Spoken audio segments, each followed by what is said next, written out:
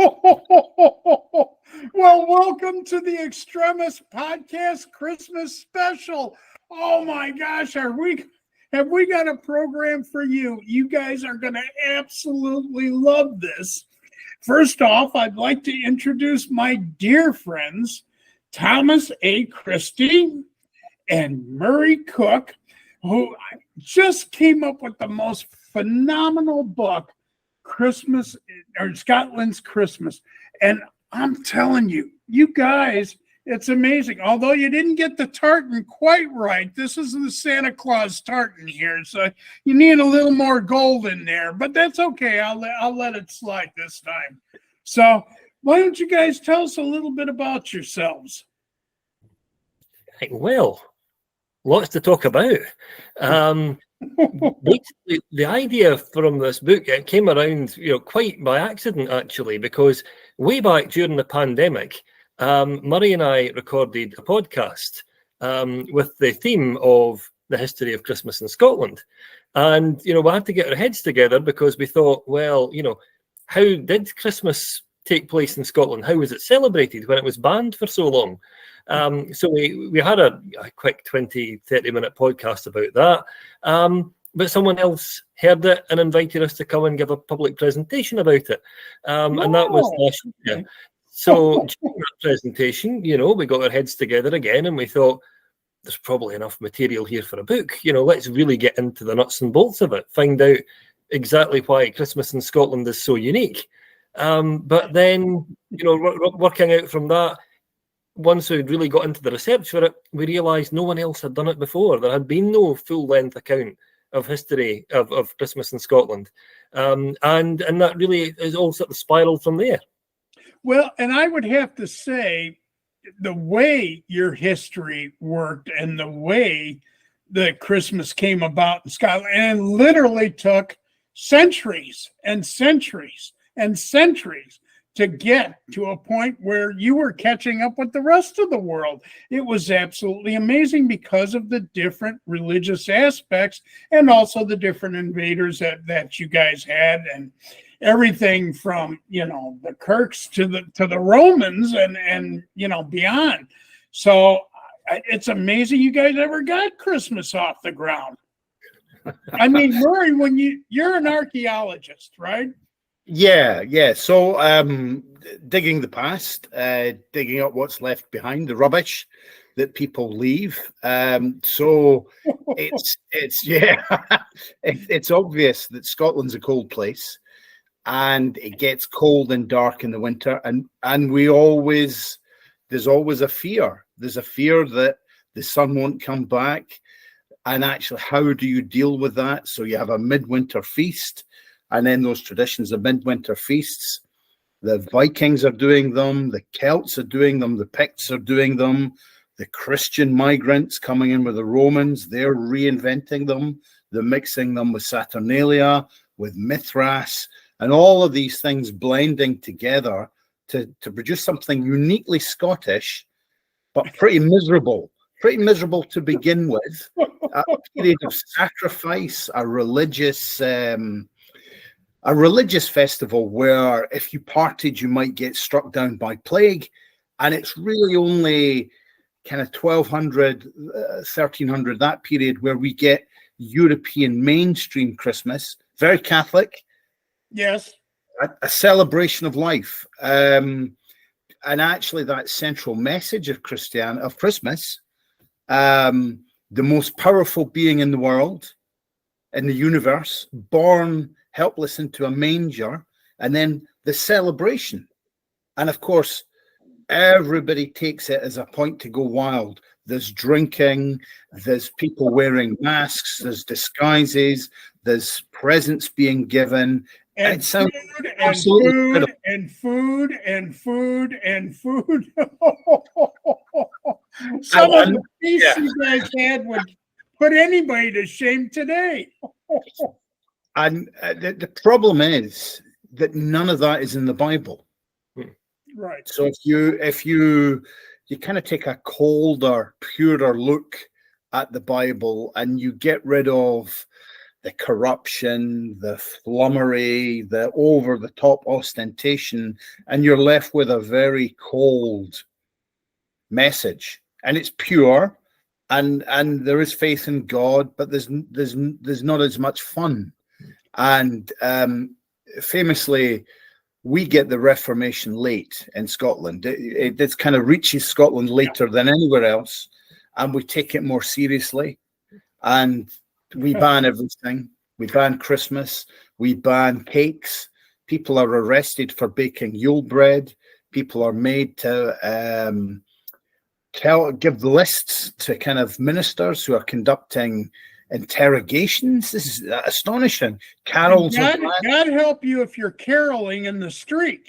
I mean, you're literally dragged off and taken care of. So it was absolutely amazing. Now, in America, we had a small part in the 1800s where the Protestants came and tried to do the same thing in America. But it was concentrated in just the New England area, and thankfully did not last very long. They kind of got their butts booted out as far as don't tell us how to celebrate. But other countries, oh my God, you had Germany and France and Italy and everybody else celebrating around you, and of course England, and you guys couldn't do anything. That's amazing. And that lasted how long? Well, to the 1970s. Yeah. Yeah. I mean, even King James VI of King James Bible fame, even he's given a row. The ministers go to complain that he's firing cannons on Christmas Eve. Celebrating the birth of his daughter, and they still give him a row. Well, and I couldn't believe when I read the part that both your fathers were working on Christmas Day up through the 70s. Yeah. I mean, that's amazing. I mean, in most countries, they were off for a couple weeks, if not even the U.S. We celebrate the Christmas week and then the week following into the new year. And you guys were working. That's amazing. And kids. Yeah. So, how did you kind of rebel against all that? Well, what happens is we gave up Christmas Day, but we made New Year even bigger. So, New Year is the big party. People, and actually for New Year, it starts on the 31st, continues into the 1st, and continues on to the 2nd. So it's basically a 3-day party. And people are drinking. So all of the fun gets shifted, but completely removed with any religious idea at all. I mean, we even had communists from revolutionary Russia coming. I was astounded at that the communists are going, what's wrong with you people? And you gotta be kidding me. It is absolutely simply amazing. And of course, Tom, you throw in a lot of the different movies and stuff, and you can even see kind of the overall feel and how it changes through the various movies that are produced over the period of time. But it's like you start out slow and then you start to build. But it's amazing. Now, how different are you from the other countries today? Well, that's an interesting question, because from the sort of 1990s onwards, there's a slow homogenization of Christmas traditions, and you start to see more things like Christmas crackers and Christmas cards and all those sort of things, all kind of merge into one across the UK and probably through most of Europe as well. But interestingly, here in Scotland, around about the same time, you get a whole load of really interesting, uniquely Scottish takes on Christmas, and be it the movies, be it TV series, be it music, computer games even. All of this is starting to develop really from the 80s and 90s onwards. So even now, where that homogenization of Christmas tradition exists, there's still a lot of, interesting, creative Scottish material out there now, celebrating Christmas and what makes Christmas special. Murray, when would you say the big transformation happened from, the religious persecutions and reformations and all of that until the more modern Christmas celebrations? I mean, that really is, it's the 70s. It's there are MPs writing and saying, why can't we have a Christmas holiday on the 25th? So once it's a holiday, people take time off. Once you take time off, you want to do something. And there are kind of things that get brought back in, the things that get reinvented. So instead of milk and a carrot for Santa, we sometimes have a whiskey for Santa. Moving deep fried mince pies. Yep. So a big thing in Scotland, like in the States, deep fried food, but we fry everything. We deep fried pizza. So now deep fried pizza is really nice. Yeah. I gotta say I haven't tried it, but I'd be interested.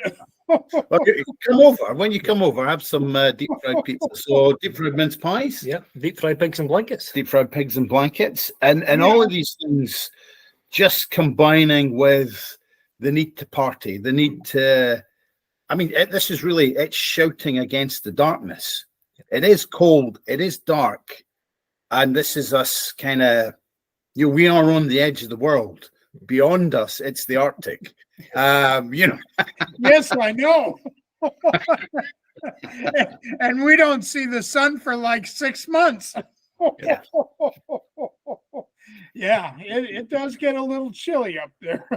Oh, yes. Well, I'll tell you, this is fabulous. Now, you guys have, just a plethora of places you're going to be visiting and discussing. Is there any place you'd like to talk about right now that, I realize that some of these things may take place before this is actually aired, but, why don't you tell us a little bit about where you can find this fabulous book and, what kind of places will it be sold at? Well, the good thing about Extremis Publishing has always been that we're local and we're international. And this book's exactly the same. You can buy it all around Stirling. You can buy it on the internet from the famous retailers, online booksellers, those kind of places. Lots and lots of different places people can buy it. But in terms of events, we've got a whole load of things going on. We're going to be at the famous Church of the Holy Rood, where the video promo took place. We're going to be at Stirling Castle. We're going to be up at the McManus Gallery in Dundee and Dundee Central Library. We're going to be at Doon Library as well. So I think we've got 15 events at the moment that are lined up. Who knows where else it might take us? What are you trying to outdo me? All the places I visit? Come on, guys. Well, that is fabulous. That is wonderful. Well, I'll tell you, two very, very talented people, and for you guys to collaborate on this was just fabulous. And I really enjoyed, it's interesting. And like I said, I couldn't help but keep drawing comparisons between like the US or Germany or the Scandinavian countries and Scotland. And it was like Scotland was set apart on its own. You might as well have been on a different planet, which is amazing. So anyway, what else? How would you like to sum this up about your book? Either one of you, both of you. Well, I think the thing is, it's everything. It's everything from the first people to walk in Scotland, how they fought against the darkness, all the way through to the most northerly Saturnalia in the world, the most northerly Mithraeum in the world, the World War I truce, the football game on Christmas Day, That's which right. is Yeah. it's mainly lots of Scots involved in that, and then our resistance to the Kirk, our resistance to John Knox telling us Mhm. to have fun, and we wanted to have fun, and eventually we got there.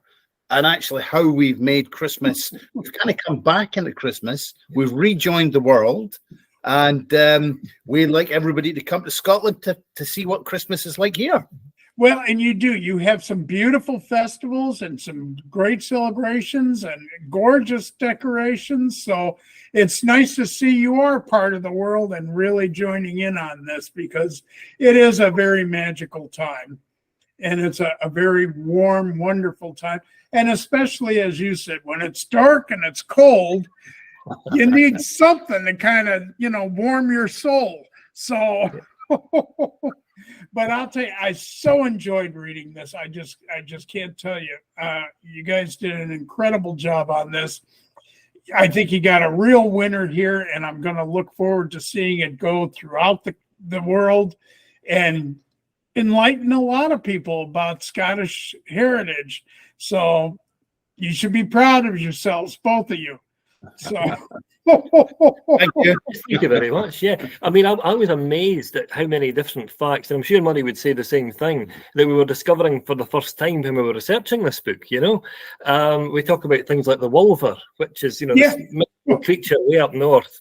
And no which way, looks like a werewolf, but hey, in no way the inspiration for Michael J. Fox and Teen Wolf at all. No, that's a long way apart. A friendly werewolf who leaves you a slice of fish for a Christmas present. I mean, who could say fairer than that? Or how about a boar's head? I mean, let's have some fun. Yeah, it really is amazing. I mean, I enjoyed really reading the various traditions and the start, stop way that they kind of, it's like, well, let's get it going. No. Sorry, the Kirks are there. But anyway, again, fabulous job, you guys. You should be proud of yourselves, and we'll look forward to seeing this all over the world. Thank you so much. Thank you. Thank you. But we have a question for you, and that is... Oh, you do? Okay. That you'll have read in the book about the famous chimney demon Of course. terrorizes kids in the Western Isles by whispering to them down the chimney in the dead of night.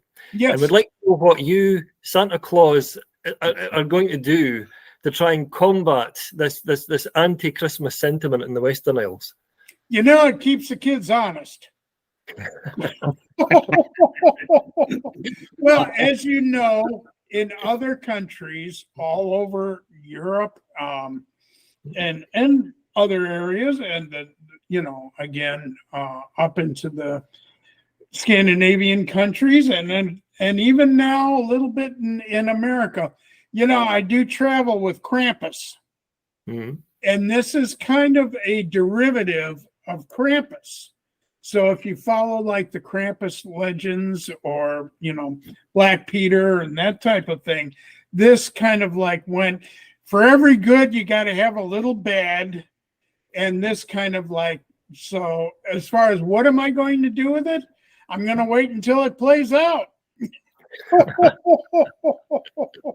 if it keeps the kids a little bit nervous and to teach them to behave, makes my job a little easier. I don't have to, the naughty list doesn't grow quite so far. So, so I'm keeping the demon. We just have to keep the Yule log burning just to keep it at bay. Absolutely. And as we know, there aren't as many chimneys as there was before, so he doesn't have as much to do. So, but that's a good question. So keep listening to those whispers. Anything else? Yeah, just to say that, we hope that people reading the book are going to find something in there that fascinates them, whether it's maybe TV series that they haven't seen before or movies that they haven't encountered that they might want to track them down. I was very intrigued to discover that Taggart had not one but 3 Christmas specials, because for anyone who hasn't seen Taggart, it's synonymous with the word grim. It's the grittiest TV series that's ever been made, just about. So the idea that that's got Christmas specials is quite something.